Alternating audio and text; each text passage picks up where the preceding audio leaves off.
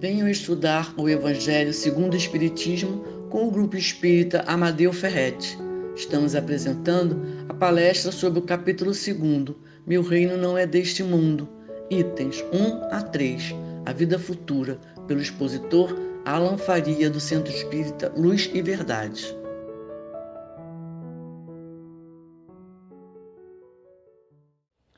Olá, queridos amigos do Grupo Espírita Amadeu Ferretti. É com muita alegria, com muito carinho que aqui nos encontramos para estudar e refletir sobre o Evangelho de Jesus à luz da doutrina espírita.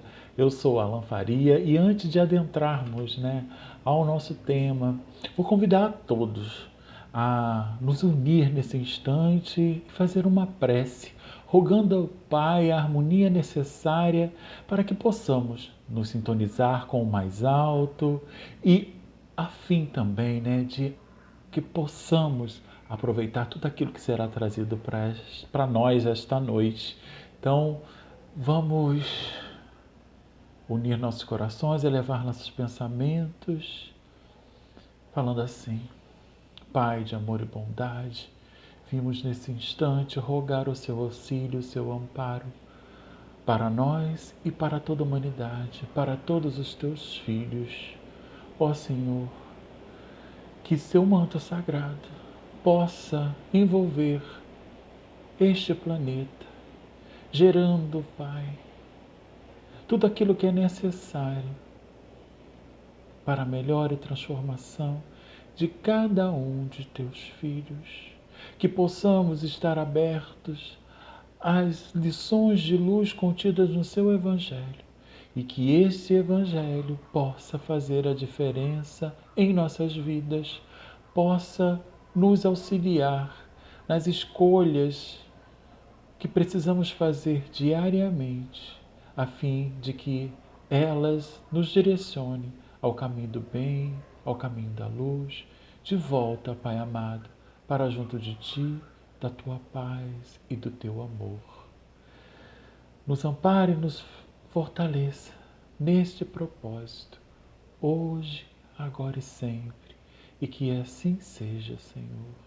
Graças a Deus. Bem, o nosso estudo hoje é intitulado A Vida Futura. Então ele está baseado lá no Evangelho segundo o Espiritismo, no capítulo 2, Meu Reino Não É Deste Mundo, itens de 1 a 3. E como sempre gosto de orientar nesse primeiro momento, depois quando tiver um tempinho, busquem lá esse capítulo no Evangelho, vão lá no capítulo 2, e leiam na íntegra, porque aqui a gente faz umas ponderações, faz um recorte, mas não lê e não passa todos o que está contido lá na íntegra, Então é interessante a gente, para consolidar essas informações, a gente poder ter contato com isso. Isso nos auxilia bastante no aprendizado e no estudo que a gente está fazendo, tá bom? Então vamos lá. Esse capítulo começa com a passagem de Jesus, que agora vamos relembrar, que ela é muito conhecida e bastante interessante para as nossas reflexões. Então ela está no item 1 desse capítulo. Pilatos, tendo entrado de novo no palácio, feito vir Jesus à sua presença, perguntou-lhe: És o rei dos judeus? Respondeu-lhe Jesus: Meu reino ainda não é deste mundo. Se meu reino fosse deste mundo, a minha gente houvera combatido para impedir que eu caísse nas mãos dos judeus. Mas o meu reino ainda não é aqui. Disse-lhe então Pilatos: És, pois, rei? Jesus lhe respondeu: Tu dizes, sou rei. Não nasci e não vim a este mundo, senão para dar testemunho da verdade. Aquele que pertence à verdade, escuta a minha voz. Então encontramos essa passagem em João, no capítulo 18, versículos 33 e depois nos versículos 36 e 37. Bom, com essa passagem, Jesus deixa claro que somos espíritos imortais, criados para a felicidade que encontraremos no reino que Ele foi nos preparar. A vida futura norteia todo o seu evangelho e que a humanidade deve tê-la como meta e que, portanto, nós precisamos dedicar todos os nossos esforços a fim de alcançá-la. O reino a que Jesus se referia não se encontrava num lugar físico, materialmente determinado, limitado, fronteiriçamente em algum lugar. O reino a que Jesus se referia é o reino espiritual. Outro aspecto muito interessante da resposta dada por Jesus a Pilatos não seria através da imposição, da violência que o seu reinado seria constituído. Por se tratar de um reino espiritual, só a prática do bem, só a mansidão, só a caridade podem caracterizar esse reino. Essas são as condições que todos nós precisaremos um dia atender para poder ingressar nesse reino. Então, quando Jesus responde que meu reino ainda não é deste mundo, ao falar a palavra ainda, nos passa a ideia que hoje ele ainda não é, mas que um dia será. Portanto, o reino aqui na Terra se encontra em construção. E é interessante a gente perceber que o Mestre conta com cada um de nós para a edificação desse reino. Mas e nós? Já estamos trabalhando para a edificação desse reino aqui no nosso planeta? Já estamos nos qualificando para adentrar ao reino de Jesus? Que é o reino da paz, do amor, da verdade, da fraternidade, da justiça, da felicidade.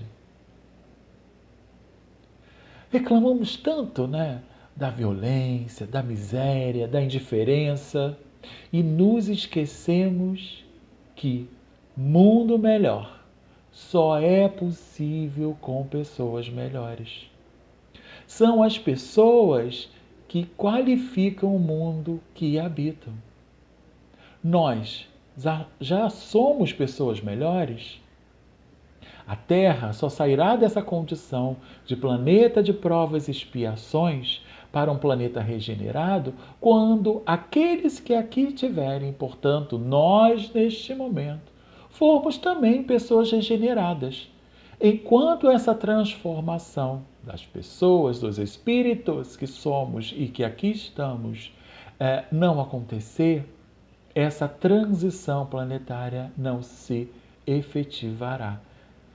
Então, somos nós que qualificamos, somos nós que determinamos que tipo, que condição, que estágio evolutivo se encontra o planeta, porque ele reflete aquilo que somos. Então, só quando colocarmos em prática, portanto, os valores espirituais, só quando eles estiverem acima dos nossos interesses materiais, o homem conhecerá na Terra o reino que Jesus veio anunciar. Daí ele afirmar: eu sou o caminho, a verdade e a vida. Ninguém chega ao Pai se não for através de mim. Então, a finalidade da passagem do Cristo pelo orbe terrestre, portanto, foi dar testemunho da verdade. Instruir a humanidade a maior de todas as leis, que é a lei do amor. E quando esse amor fosse entendido, vivenciado segundo o exemplo que ele nos deu, ou seja, da mesma forma, com a mesma sublimidade, conseguiríamos enxergar no próximo, no outro, um irmão. E aí sim alcançaremos o progresso espiritual através da prática do bem. Porque aí não haveria mais discriminação, não haveria mais distinção. Conseguiríamos amar a Deus sobre todas as coisas e o próximo como a ti mesmo, como ele nos recomendava. Se não seguirmos os passos do Cristo, se não colocarmos suas lições em prática, se não alcançarmos a transformação, a melhora que precisamos fazer, não conseguiremos adentrar a esse reino, que na verdade é o reino de Deus. E isso significa dizer que para termos sucesso nessa empreitada, deveremos colocar em prática as lições contidas no Evangelho de Luz. Então, quando Jesus afirmou: aquele que pertence à verdade escuta a minha voz, é uma referência clara que, para entender a sua mensagem, precisaríamos estar despojados do orgulho e da vaidade, que nos afasta da verdade e, por consequência, nos distancia de Deus. Portanto, precisaríamos ter a pureza de coração, sermos humildes para conseguir entender a mensagem revolucionária que o Divino Mestre se fez portador. A vida futura, portanto, é uma vida que transcende os limites da existência material e continua além do corpo físico. Diferentemente do que pensam os materialistas, que acredita não existir nada após a morte do corpo físico. Portanto, para eles, morreu, desencarnou, o ser pensante deixa de existir. Entendendo, portanto, que a vida começa no berço e termina no túmulo. Se assim fosse, meus irmãos, seria impossível compreender o evangelho que Jesus veio anunciar, que mesmo repleto de conteúdo moral edificante, ele já começa, quando a gente coloca em prática, a auxiliar a humanidade na busca da sua harmonia, da sua melhora, ainda hoje, ainda nesta oportunidade. Esse evangelho só poderia ser efetivamente entendido e vivenciado à luz da imortalidade da alma. Então, como entender a justiça divina? Como enxergar a bondade de Deus diante de tantas contradições e adversidades que permeiam a humanidade? Uns felizes com recursos e condições, outros tristes na miséria absoluta e na dor. A reencarnação é um dos princípios fundamentais da doutrina espírita e ajuda-nos a entender, além da morte e seus mistérios, as aparentes injustiças da vida. Pois a cada nova existência vamos nos aprimorando e avançando um pouco mais na escala espiritual. E é a partir desse aprimoramento que vamos determinando o nosso estado no mundo espiritual. Se leves ou suaves, teremos condições de habitar mundos mais evoluídos. Se pesadas ou grosseiras, teremos que nos contentar em orbes ainda mais atrasadas. É engraçado pensarmos que, apesar de tanto avanço tecnológico, de tantas descobertas feitas pela ciência, até hoje a humanidade ainda se inquieta diante da única coisa que temos a certeza na vida: a morte. Não é assim? Ou, como afirma Emmanuel, lá no prefácio do livro Obreiros da Vida Eterna, que tem como autor espiritual André Luiz e Chico Xavier na psicografia. Ele diz assim, que a morte continua ferindo sentimentos e torturando inteligências. Hoje, mais do que nunca, quantos de nós não estamos enfrentando mais de perto esse enigma, com tantos desencarnes, esses desencarnes coletivos acontecendo em decorrência da pandemia? Quem não está se sentindo, direta ou indiretamente, com os sentimentos feridos ou com suas inteligências torturadas?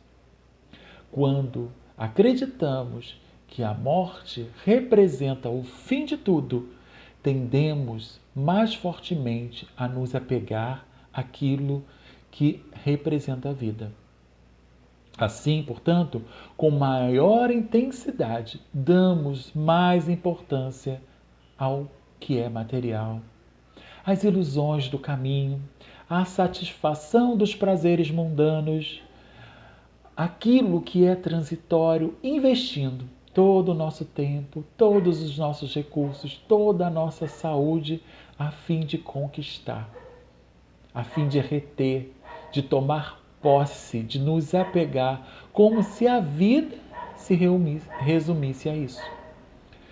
Damos vazão às paixões e aproveitando a vida como se não houvesse amanhã, de maneira irresponsável, sem pensar nas suas consequências.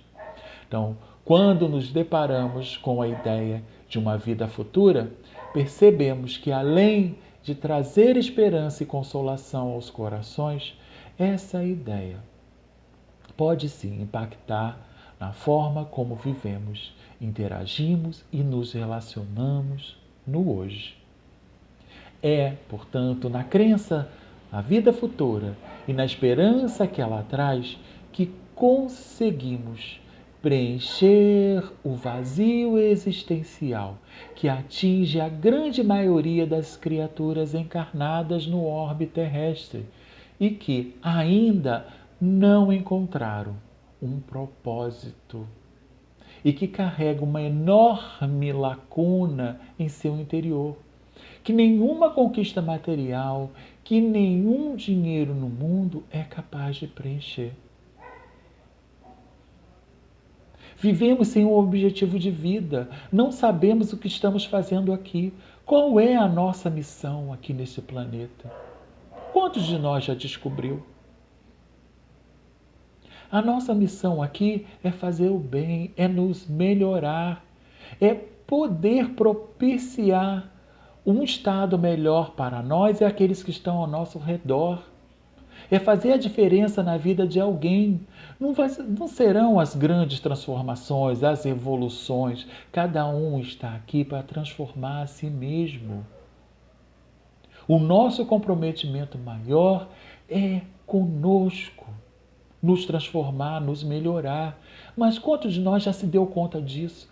Quantos já estão fazendo esse trabalho de melhora e de transformação? Quando não entendemos a continuidade da vida, o Evangelho do Cristo passa a não fazer sentido. Toda a mensagem que ele trouxe passa a não ter uma lógica, uma significação. E foi justamente isso que o Mestre veio propor. Que mantivéssemos a fé e a esperança, porque ele havia vencido o mundo. No livro O Céu e o Inferno, Kardec traz o relato de diversos espíritos de diferentes naturezas que foram invocados e que auxiliaram, contribuíram com suas histórias para que nós pudéssemos hoje estar falando com propriedade a respeito da vida futura.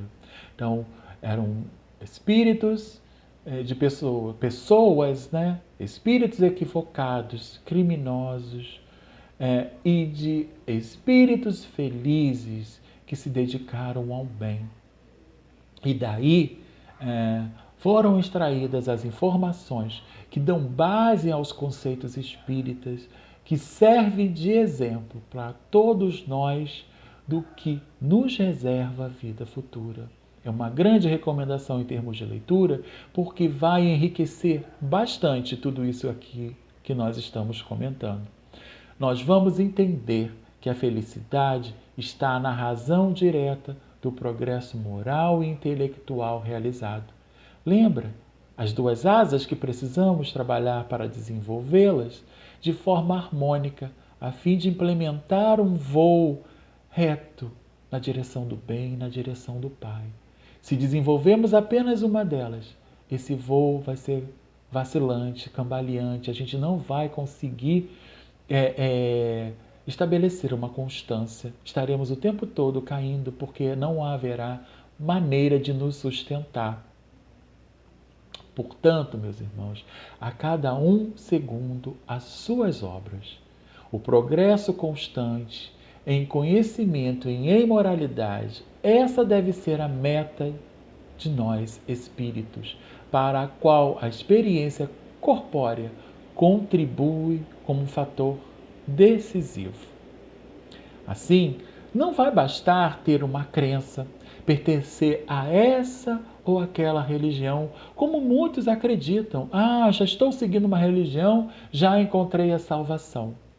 Isso não é o suficiente, isso não basta. O que verdadeiramente importa é a forma como vivenciamos essa religião. É justamente por isso que vemos lá no Evangelho segundo o Espiritismo, no capítulo 8, no item 10, dizendo assim, que o objetivo da religião é conduzir a Deus o homem. Ora, este não chega a Deus senão quando se torna perfeito. Logo, toda religião que não torna melhor o homem não alcança o seu objetivo. Por isso que não vai adiantar estar num determinado lugar, numa determinada religião, professando determinada fé, se essa fé não está transformando, não está contribuindo para a nossa melhora. Se nós não a utilizamos de forma a orientar os nossos passos, conduzir as nossas decisões na retidão em que ela recomenda, a fim de que alcancemos essa melhora, essa transformação. O amanhã é feito das escolhas que fazemos hoje. Portanto, está em nossas mãos, é de nossa responsabilidade. Não vai adiantar a experiência do outro, tem que ser uma experiência individual. Quando despertarmos para essa realidade e essa realidade significar tudo para cada um de nós.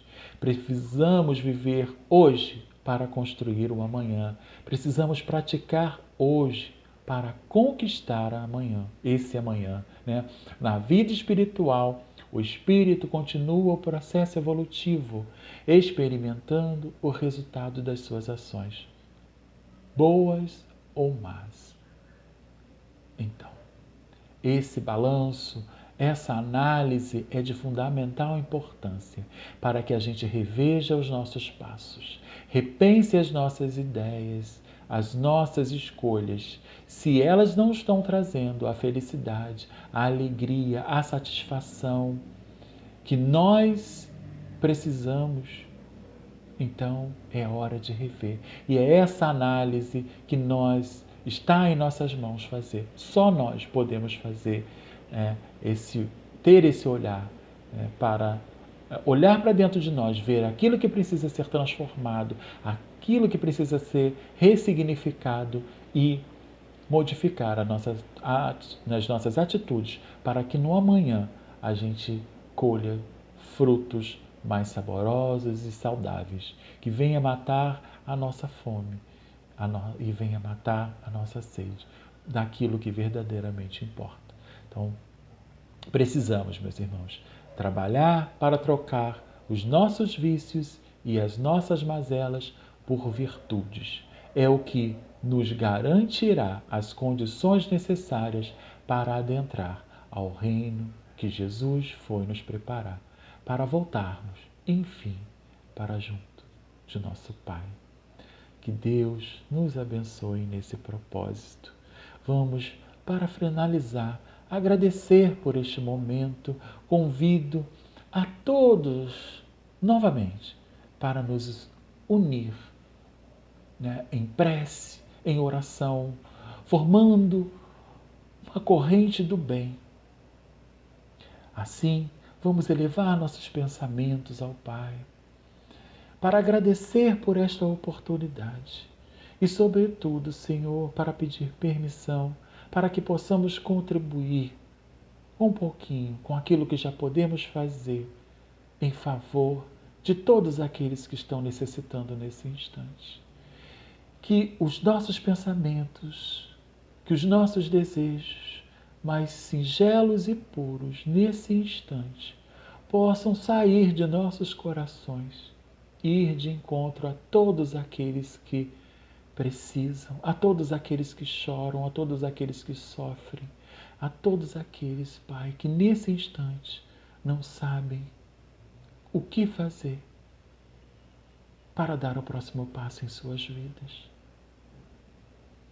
Que cada um deles possa receber em forma de um abraço acolhedor, fortalecendo-os nas lutas diárias que precisam enfrentar, para que a fé e a esperança possam sustentá-los em todos os instantes, mesmo naqueles em que eles não conseguem enxergar o auxílio que o Senhor oferta para cada um de nós.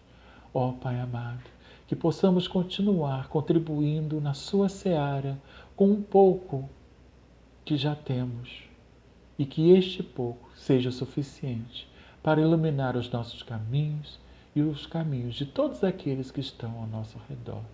Ampare e nos fortaleça nesse propósito, Pai amado, hoje e sempre. Que assim seja, graças a Deus. Muito obrigado, meus irmãos. Muita paz. Convidamos a todos para assistirem à nossa próxima palestra, dia 14 de junho, às 18 horas, sobre o Evangelho segundo o Espiritismo, capítulo 2, Meu Reino Não É Deste Mundo, item 4, A Realeza de Jesus, pela expositora Maria Emília, da Associação Espírita Jesus Nazareno. Aguardamos vocês!